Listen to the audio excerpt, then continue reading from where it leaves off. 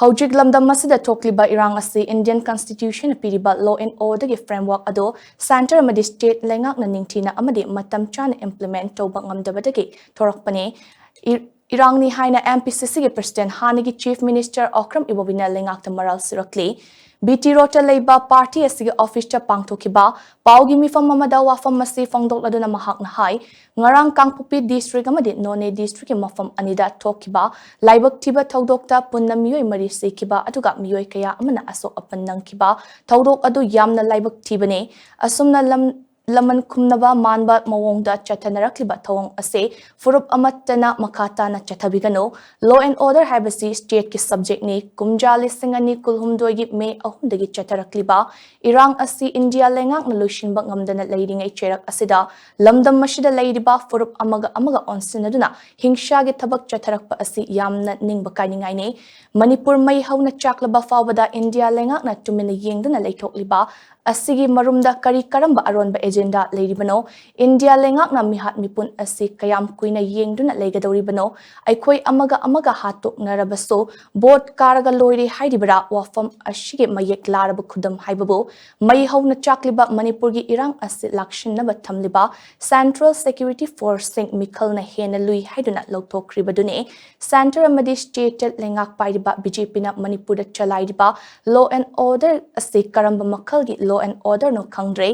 Manipur gi law and order gi fibam asi pura fail oire haina India gi Supreme Court na fawba phaikiba leikrabane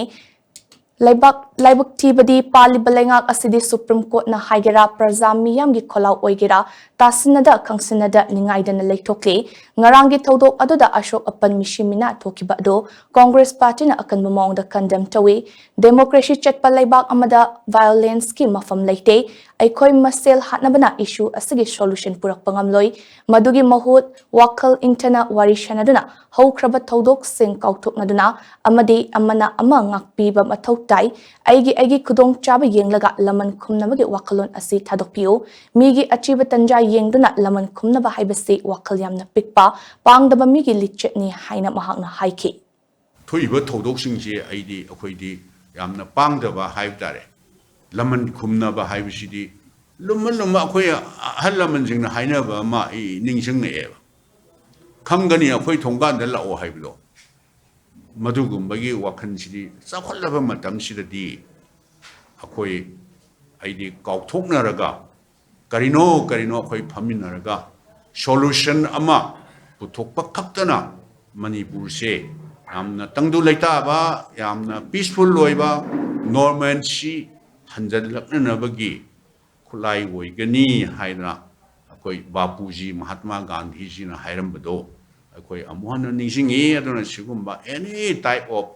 violence akhoi gi party gi side gi di strongest time da condemn tawi